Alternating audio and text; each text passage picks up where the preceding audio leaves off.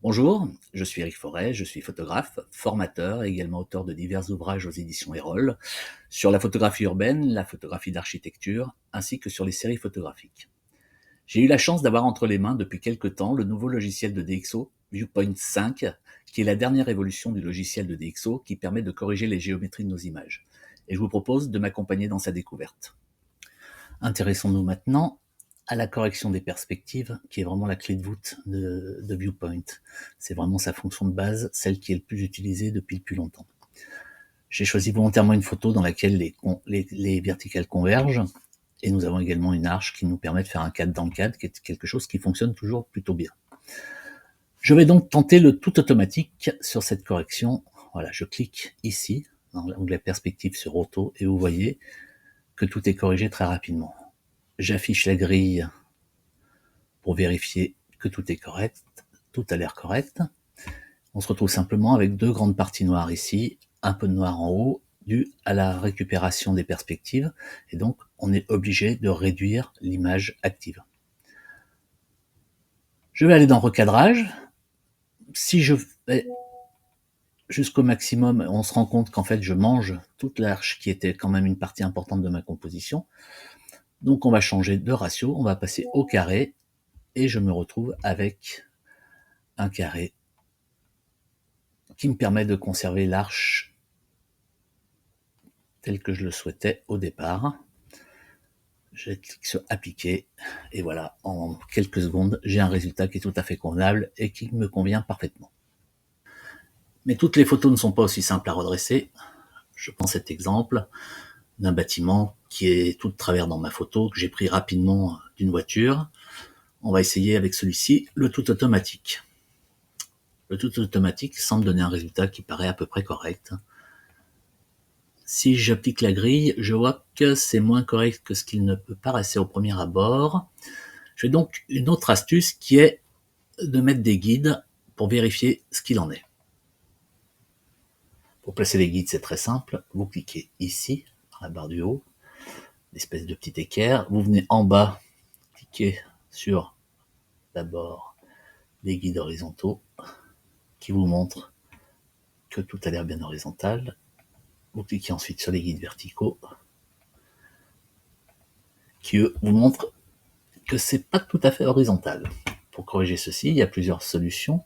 La première et la plus évidente, c'est qu'ici vous avez des sliders qui vous permettent de récupérer les verticales au bas. Donc vous voyez, voilà, là on est bien, on a récupéré, c'est la solution la plus simple. Il y a bien sûr les possibilités de faire tout en manuel, c'est d'ailleurs assez simple, vous avez deux possibilités, donc toujours dans l'onglet perspective. Soit vous avez les 4 points, donc ce sont 4 points qui sont solidaires entre eux. Donc je place le premier, je trouve mes repères, je place le deuxième de manière à ce qu'il soit horizontal, et je place ensuite les suivants. Alors petite astuce, quand vous voulez être très précis, avec la loupe, vous appuyez sur la touche majuscule, et cela ralentit beaucoup la mise en place du repère, et ça rend les choses très faciles. Voilà. Donc là j'ai 4 points solidaires, je fais appliquer, et mon immeuble est redevenu droit. Il est quand même souvent compliqué d'utiliser ces 4 points reliés les uns aux autres. Je trouve que ça me fait perdre un peu de liberté. Moi, personnellement, je préfère utiliser les 8 points ou 4 droites, qui est cet outil-là. Donc vous voyez, on a 4 lignes qui sont indépendantes les unes des autres, et que nous pouvons placer à notre guise sur les repères que nous souhaitons, sans être obligé de faire attention à leur lien avec les autres. Donc, je place mes repères de gauche et de droite ici pour récupérer cette violente convergence des verticales due à l'utilisation d'un ultra grand angle et à la contre-plongée. Je ne pouvais pas faire autrement. On va s'occuper des horizontales. Là. Voilà. Je clique sur appliquer. Toutes mes corrections sont bien. Par contre, on voit qu'effectivement, j'ai perdu beaucoup de matière du fait de ces corrections un peu extrêmes. Dans un cas comme ça, c'est assez simple. J'étais en format horizontal, je vais passer ma photo en format vertical, en recadrant.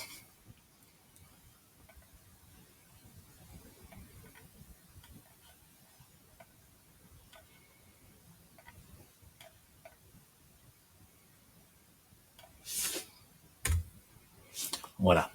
Ça, c'est pour vous montrer, donc ceci, je le corrigerai après au post-traitement, pour vous montrer que quand on prévoit des choses, il faut toujours viser large pour pouvoir récupérer ses perspectives. Une autre possibilité de correction manuelle, c'est de jouer sur ces sliders, là, haut, bas, gauche, droite, rapport, largeur, hauteur.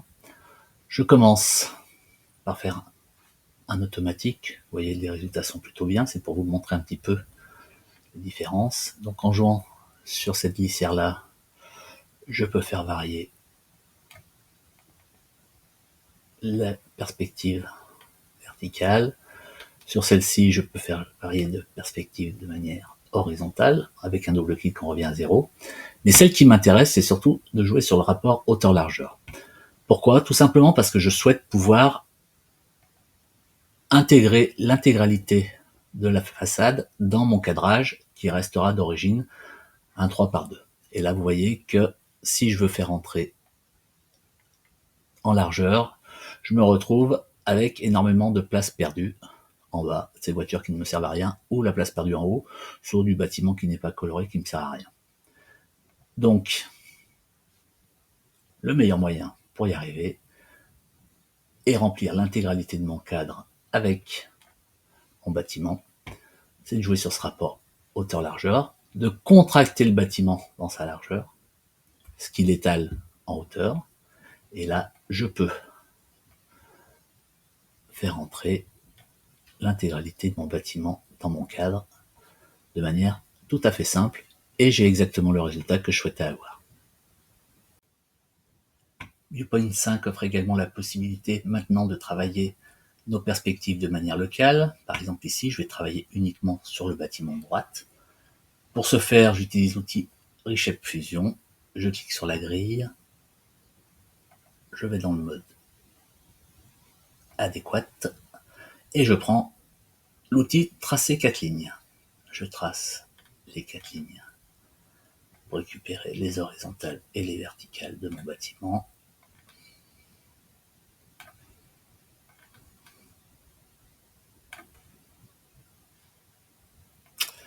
J'applique et comme vous pouvez le voir, seul le bâtiment de droite a été modifié. J'espère que ces quelques explications vous permettront de prendre en main de manière efficace et rapide DxO Viewpoint 5.